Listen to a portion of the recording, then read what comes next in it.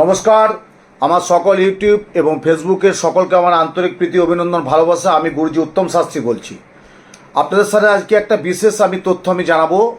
আমার গত ইউটিউব সব প্রোগ্রাম আপনারা খুব ভালোভাবে দেখছেন। আমি খুব আমার গর্ব লাগছে যে আমার প্রোগ্রামটা আপনারা খুব ভালোভাবে দেখছেন এবং তার আমি ফিডব্যাক পাচ্ছি। প্রত্যেক চেম্বারে এসে আমাকে ফিডব্যাক দিচ্ছে যে গুরুজি বা শাস্ত্রীজি বা দাদা আপনার প্রোগ্রামটা আমাদের খুব ভালো লাগে, খুব ভালো লাগছে, খুব ভালো করছেন। এইভাবে করতে থাকলে আমাদের কিছু জানা জিনিস, সেগুলো মানে অজানা জিনিসগুলো আমরা জানতে পারবো। তাই অজানা তথ্য থেকে জানার জিনিসটা, এটা হচ্ছে জ্যোতিষশাস্ত্রে আমার কাজ, এটা আমার দায়বদ্ধতা বলে আমি মনে করি। তা আজকে আমি যে প্রোগ্রামটা করছি অর্থাৎ 1 জুন মাসে, যে আমরা সামনে জুন মাসে 1 তারিখ থেকে 30 তারিখ, মানে 1 তারিখ থেকে 30 জুন কোন রাশির কেমন যাবে। এবার আমাকে অনেক প্রশ্ন করবে যে দেখুন শাস্ত্রীজি, আমাদের তো অনেক আগেই জন্মগ্রহণ হয়েছিল, অনেকটা বছর হয়ে গেছে, আমাদের রাশি লগ্ন জানা নেই, আমাদের তো গণ জানা নেই, আমাদের নক্ষত্র জানা নেই। হতেই পারে, কিন্তু তার পরবর্তী যারা প্রজন্ম, তার সন্তান সন্ততিও, তার ছেলে মেয়ে বা আরও যারা আত্মীয়, তাদের তো রাশি লগ্ন নিশ্চয়ই জানা যায়। ধরুন আপনার ছেলে বা মেয়ের বিয়ে দিবেন, তার তো রাশি লগ্ন ম্যাচ করি, জটক বিচার করি বিয়েটা দিতে হবে। তখন কিন্তু আমাকে বলে যে আমরা রাশি লগ্ন সম্পর্কে জানতে চাই। তা এই যে 1 তারিখ মানে 1 জুন থেকে 30 জুন কোন রাশির কেমন যাবে। প্রথমে আসছি মেষ রাশি। মেষ রাশি যদি মঙ্গল গোচরে বসে থাকে, তার সাথে রাহু যদি বিনিময় না করে থাকে, তাহলে মেষ রাশি কিন্তু একটা ভালো যাবে বা কিছু কিছু প্রাপ্তি যোগ পাবে। প্রাপ্তি যোগ মানে যেটা প্রত্যাশামূলক পাচ্ছিল না, যেটা অপ্রাপ্তি মানে এটার পাওয়ার বাইরে, হাতের বাইরে, আমরা বলি না হাতের বাইরে চলে গেছে, সেটা কিন্তু পেতে পারে। যাতে মেষ রাশি কিন্তু ব্যবসা ক্ষেত্রে একটু চিন্তাভাবনাটা আরেকটু ভালো বাড়াতে হবে। আর সকল ছাত্রছাত্রীর বলছি, পড়াশোনার ক্ষেত্রে বিদ্যাস্থানটা যদি বুধ গোচরে বসে থাকে খুব ভালো হবে, কিন্তু পড়াশোনা একটু অমনোযোগ দেখা দেবে। বৃষরাশির কিন্তু শারীরিক কিছু সমস্যা দেখা দেবে। অর্থাৎ 1 জুন থেকে 30 জুন কিন্তু বৃষরাশির শরীর স্বাস্থ্য কারু ভালো যাবে না।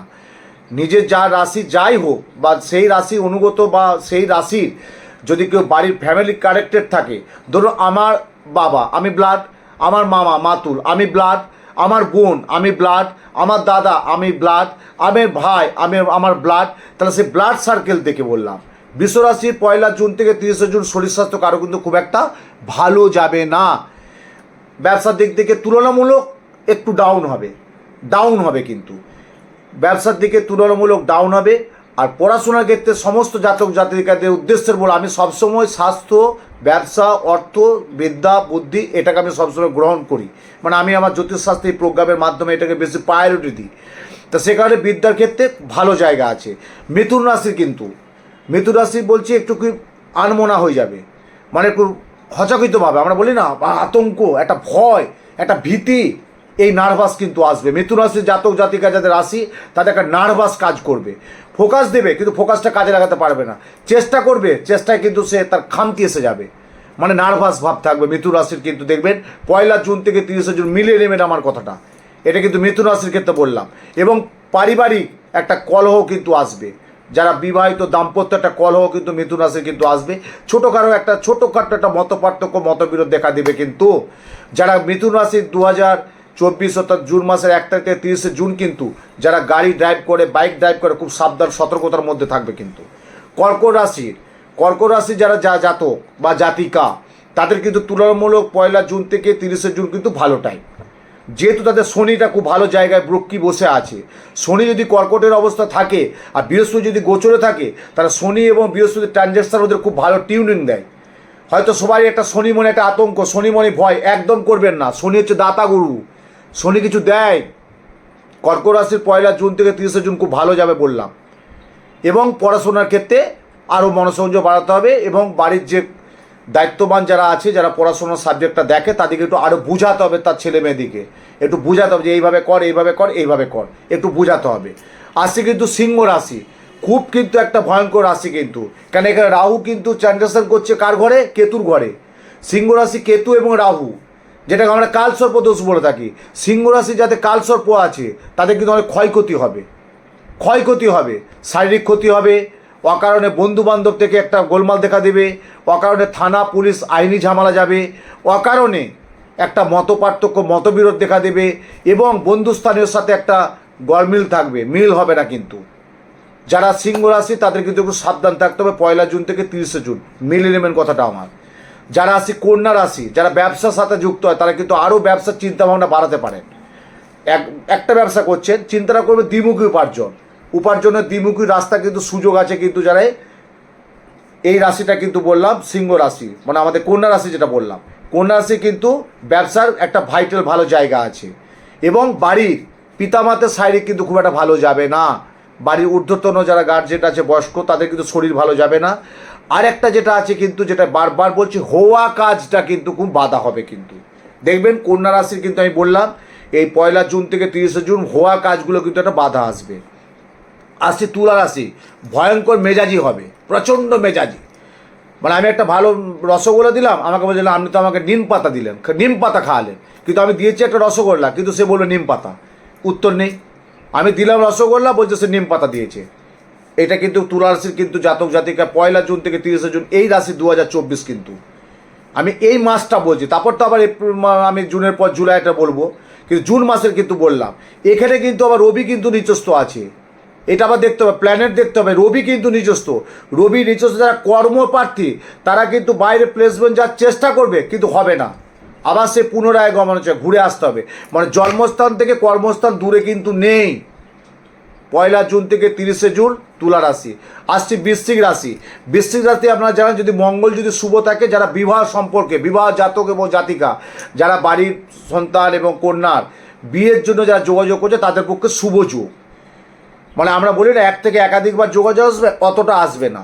2-4টে দেখাশোনার পরে কিন্তু একটা ফাইনাল জায়গায় চলে আসবে। তারপর আপনি ডিসেম্বরের দিন, নভেম্বরের দিন, 2025 জুন, মার্চ, এপ্রিল দিন, মোস্ট অফলি সেটা আপনাদের ব্যাপার।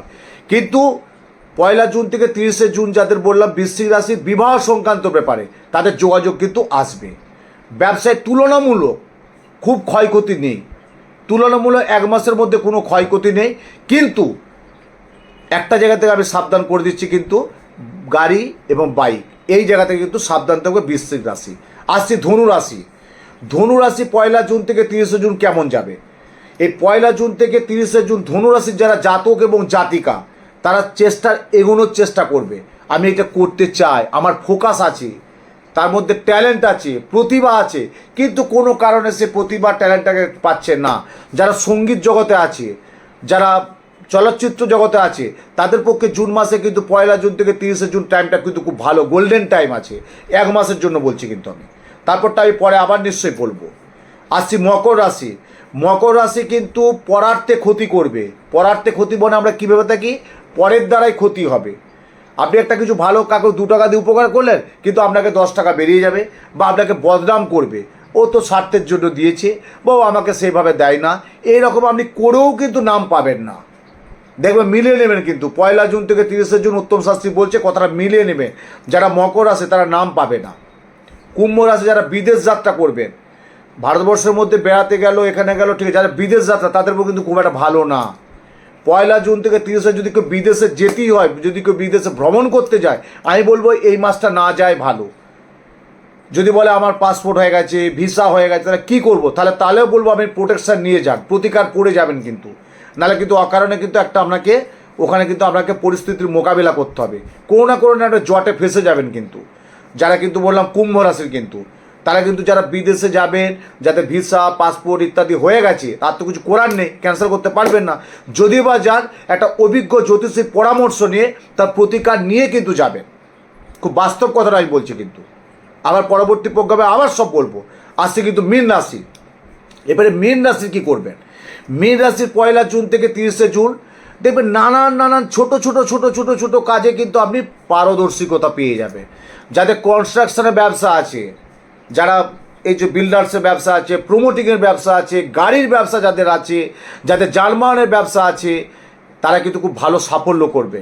কিন্তু যাদের ফুডিং ব্যবস্থা, যাদের খাবার দাবার, গার্মেন্টসে, জামা কাপড়ে, তাদের একটু মন্দা যাবে। কিন্তু 1 জুন থেকে 30 জুন 2024 মীন রাশির বললাম, আপনি মিলিয়ে নেবেন। তারপর আমি আবার এপ্রিলে বলবো, আরও প্রোগ্রাম দেখুন, আরও বিশেষ নতুনত্ব তথ্য দেবো। দেখুন দর্শক বন্ধু, একটা কথা বলি, এই 12টা রাশির সম্পর্কে সব অ্যানালাইসিস করা যায় না, তাহলে করতে গেলে আমাকে 12 ঘন্টা লাগবে, আপনাদের ধৈর্য হবে না। আমি হয়তো পুঙ্খানুপুঙ্খ বলে দিব, আপনারা ধৈর্য করে দেখতে পারবেন না।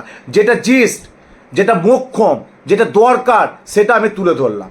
এটা আজকের প্রোগ্রামে বললাম। এরপর যেটা আমি বলেছিলাম না, একটা লাস্ট টাইমে এটা আপনাদের একটা কথা বলবো, যে কথাটা কি বললাম, যে প্রত্যেকটা রাশির কিন্তু প্রত্যেকটা মন্ত্র আছে, যে মন্ত্রটা দিনে 1 বার 3 বার বা 11 বার কিন্তু করবেন। 100 তো অনেকটা করতে হয়, অনেকটা সময় দিতে পারবেন না। 1 বার করবেন, 3 বার করবেন, নইলে অন্তত 8 বার করবেন। সারা দিনে একবারও যে যে যে যার রাশি, সেই রাশিটা কিন্তু মন্ত্রটা পাঠ করবেন। এবার আমি রাশিটা সম্পর্কে মন্ত্রটা বলছি, আপনারা কি করে কি নোট করবেন। যদি আমার তো স্কলে নাম্বার যাচ্ছে, একটা ফোন করে নেবেন, বুকিংটা করে জেনে নেবেন, বা আমি বলেও দেবো। প্রথমেই বলি মেষ রাশির মন্ত্র কি। তাহলে আমরা কি জানি, 9টা গ্রহ, 12টা রাশি, 27টা নক্ষত্র। আপনারা জানেন নিশ্চয়ই যে 9টা গ্রহের প্রত্যেকটা দেবদেবী আছেন। চন্দ্রের আরাধ্যদেবীকে মা কমলাত্মিকা, মঙ্গলের আরাধ্যদেবীকে মা বগলামুখী, রাহুর আরাধ্যদেবীকে মা ছিন্নমস্তা, কেতুর আরাধ্যদেবীকে মা ধূমাবতী, মঙ্গলের আরাধ্যদেবীকে মা বগলামুখী। তাহলে প্রত্যেকটা শুক্রের দেবীকে মা ভুবনেশ্বরী, বৃহস্পতির আরাধ্যদেবীকে মা তারা। তাহলে প্রত্যেকটা গ্রহের প্রত্যেকটা আরাধ্য দেবদেবী আছেন। এবারে প্রত্যেকটা রাশির কি মন্ত্র, এটা উত্তম শাস্ত্রী আজকে বলছে। কিন্তু আমি বললাম না, অনেক ঘাটাঘুটি করি, অনেক ঘাটাঘুটি করে বার করে যেটুকু গুরুমুখী বিদ্যা সেটুকু নিয়ে আমি আপনাদের সামনে তুলে ধরি। আপনারা প্রোগ্রামটা দেখেন, খুব ভালো লাগেন, অনেককে কমেন্ট করে, খুব লাইক করে, খুব সাবস্ক্রাইব করে, খুব ভালো লাগে, বলে আপনার প্রোগ্রামটা সত্যি খুব ভালো লাগে এবং গর্বের সাথে আমি সেইভাবে প্রোগ্রামটা করে থাকি। মেষ রাশির মন্ত্র লিখুন, ওং হ্রিং শ্রীং লক্ষ্মী নারায়ণায় নমঃ। বৃষ রাশির মন্ত্র লিখুন, ওং গোপালায় উত্তর ধ্বজায় নমঃ। মিথুন রাশির মন্ত্র লিখুন, ওং ক্লিং কৃষ্ণায় নমঃ। কর্কট রাশির মন্ত্র লিখুন, ওং হিরণ্য গর্ভায় অব্যক্ত রূপিণে নমঃ। মিথুন রাশি, কর্কট রাশি। সিংহ রাশিটা লিখুন, ওং ক্লিং ব্রহ্মণে জগদাধারায় নমঃ। এবার আসছে কিন্তু কন্যা রাশি, ওং নম প্রিং পীতাম্বরায় নমঃ। কি লিখবেন, ওং নম প্রিং পীতাম্বরায় নমঃ। কোন রাশির, কন্যা রাশির। এরপরে কি লিখবেন, তুলা রাশি, ওং তত্ত্ব নিরঞ্জনায় তারকায় নাম। কি বলবেন, নম তত্ত্ব ওং তত্ত্ব নিরঞ্জনায় তারকারমায় নম। বৃশ্চিকের কে রাশির কি মন্ত্র লিখবেন, ওং নারায়ণায় সুর সিংহায় নম। ধনুরাশি কি লিখবেন, ওং শ্রীং দেবকৃষ্ণায় ঔদ্ধত্য সোমতায়। কি লিখবেন, দেবকৃষ্ণায় ঔদ্ধত্য সপ্তায় নম। মকর রাশি কি লিখবেন, ওং সিং বৎসরায় নম। কুম্ভ রাশি কি লিখবেন, ওং সিং উপেন্দ্রায় অচ্যুতায় নম। মীন রাশি কি লিখবেন, ওং ক্লিং উদ্ধাতায় উদ্ধারিণে নম। প্রত্যেকটা রাশির প্রত্যেকটা মন্ত্র বলে দিলাম। 1 বার 3 বার মিনিমাম 8 বার জপটা করবেন। দেখুন, আমি উত্তম শাস্ত্রী বলছি, আপনাদের ভালো হবে এবং বিরাট জীবনে সাফল্য পাবেন। আজকের রাশি সম্পর্কে বললাম, রাশির আমি বললাম, মন্ত্র বললাম, এটা করতে থাকুন। আরও পরবর্তী প্রোগ্রাম আমার দেখতে থাকুন। প্রত্যেকেই ভালো থাকুন, সুন্দর থাকুন। নমস্কার।